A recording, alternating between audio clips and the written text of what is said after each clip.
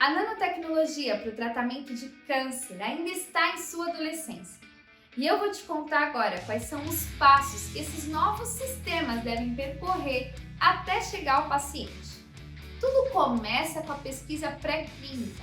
É onde pesquisadores de centros de pesquisas e universidades do mundo inteiro desenvolvem esses materiais. Eles pensam em diferentes formas, tamanhos, combinação de moléculas e estudam as propriedades físico-químicas. Tendo tudo isso muito bem estudado, eles então podem ser testados em células de câncer, em modelos de tumores 3D. Se os resultados forem bons, então essas novas nanopartículas podem ser estudadas em vivo, em organismos mais simples.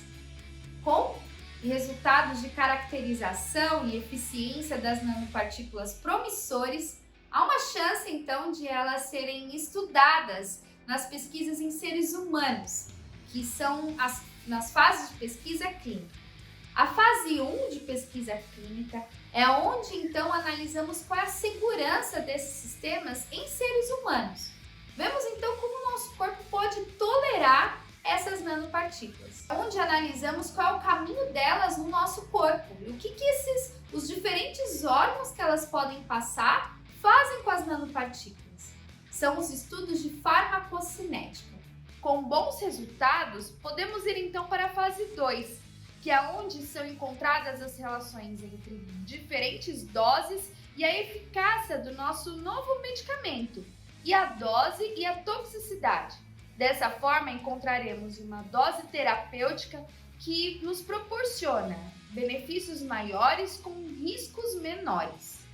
As nanopartículas podem então para a fase 3 de pesquisa, que é a fase com o maior número de pessoas e de mais longa duração, onde analisamos então a real eficácia do tratamento em comparação com outros tipos de medicamentos já utilizados naquela terapia. Na fase 4, as novas nanopartículas já são utilizadas por um maior número de pessoas e podemos então avaliar se há algum outro efeito que não tinha sido visto nas fases anteriores que seja ruim para a utilização daquele material. Algumas nanopartículas já são aprovadas para tratamento de câncer. Outras estão em fase de pesquisa clínica, mas a maior parte delas estão em fase de pesquisa pré-clínica.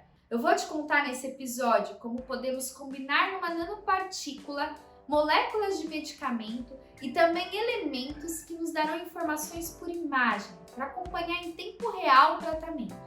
São sistemas chamados de teragnósticos, porque eles combinam terapia e diagnóstico por imagem. Essa é a série Nanomedicina no Tratamento de Câncer e começa agora o episódio 5.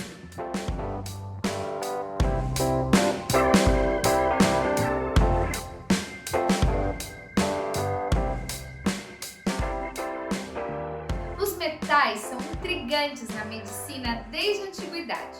Se utilizados de um jeito, podem ser tóxicos, mas de outro, podem ser que eles façam coisas incríveis no nosso corpo. O ouro, por exemplo, foi associado a pesquisas para tratar artrite. Bom, os metais eles são a maior parte da tabela periódica dos elementos.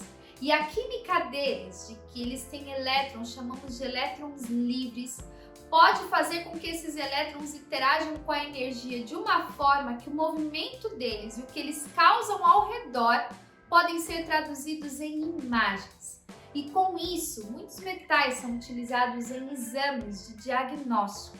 A combinação de diagnóstico e terapia deixa mais fácil monitorar o tratamento em tempo real. Imagine então que um paciente pode receber nanopartículas para tratar um tumor e então a gente possa acompanhar o caminho das nanopartículas até chegar no tumor. E ali então podemos também avaliar como se encontra a situação do tumor dele em tempo real ao tratamento. Nanopartículas de ferro, por exemplo, são super paramagnéticas e são conhecidas por produzirem imagens por ressonância magnética. Podemos então combinar nanopartículas para tratamento utilizando uma droga de quimioterapia, como por exemplo a doxorubicina, que você já conhece dos outros episódios, com nanopartículas de ferro.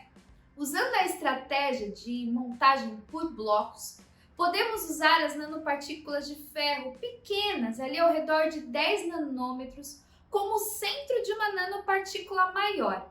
Colocamos então uma segunda camada, um material lipídico ou polimérico, que possa então acomodar a nossa droga, a doxorubicina, com as interações que você também já viu nos outros episódios, que são aquelas interações hidrofóbicas, hidrofílicas ou até mesmo ligações químicas. Podemos também colocar uma outra camada, que são a de ligantes, que vão fazer com que essas nanopartículas cheguem especificamente nas células de câncer e não em células normais. Imagine então que um paciente que receba essas nanopartículas, ele vai poder então ter tanto um tratamento pela doxorubicina na nanopartícula, quanto análise por imagem, por causa das nanopartículas de ferro, também dentro das nanopartículas. Outro sistema muito interessante pode combinar radioterapia, quimioterapia e diagnóstico por imagem. As nanopartículas de ouro, por exemplo, elas são capazes de interagir com a radiação vinda da radioterapia e fazer com que ela seja mais eficiente. Além disso, elas podem produzir espécies que são capazes de atacar as células de câncer, que são espécies reativas de oxigênio. E também elas podem produzir imagens através de uma técnica chamada de fotoacústica.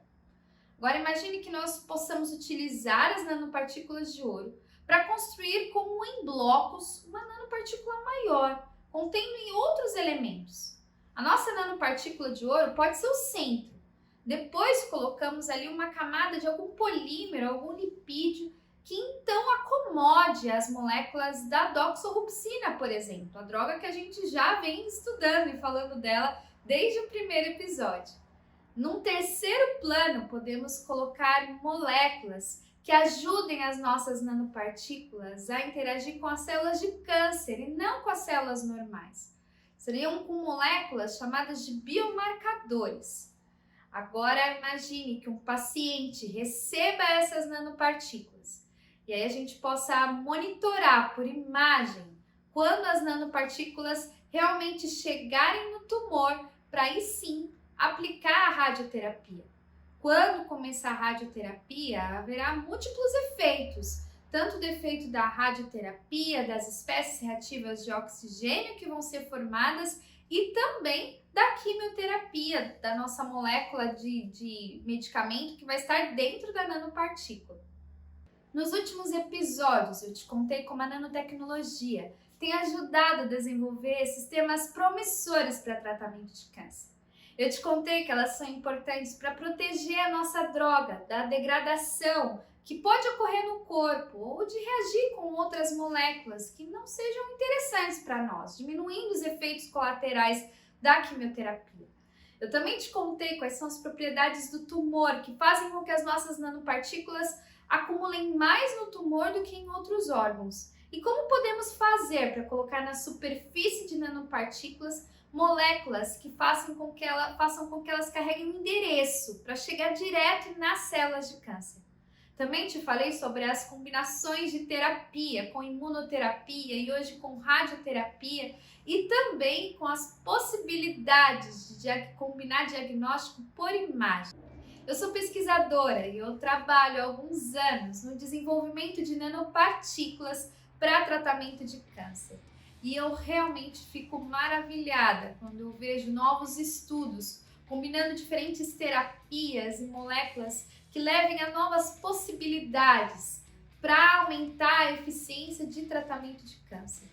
Embora ainda haja um caminho longo a percorrer, porque nós precisamos ainda melhorar muito esses sistemas quanto à reprodutibilidade das formulações e ao entendimento do que eles possam fazer no nosso corpo, a quantidade, a qualidade dos trabalhos que têm sido desenvolvidos no mundo inteiro me dão muita esperança de que esses materiais no futuro próximo, eles possam ser usados para levar terapias mais eficientes e que o câncer ele não seja tão temeroso quanto ele ainda é para a gente.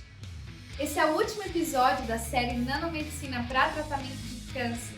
E foi um grande prazer falar um pouco desse meu mundo de pesquisa pré-clínica para você. Muito obrigada por ter me acompanhado até aqui.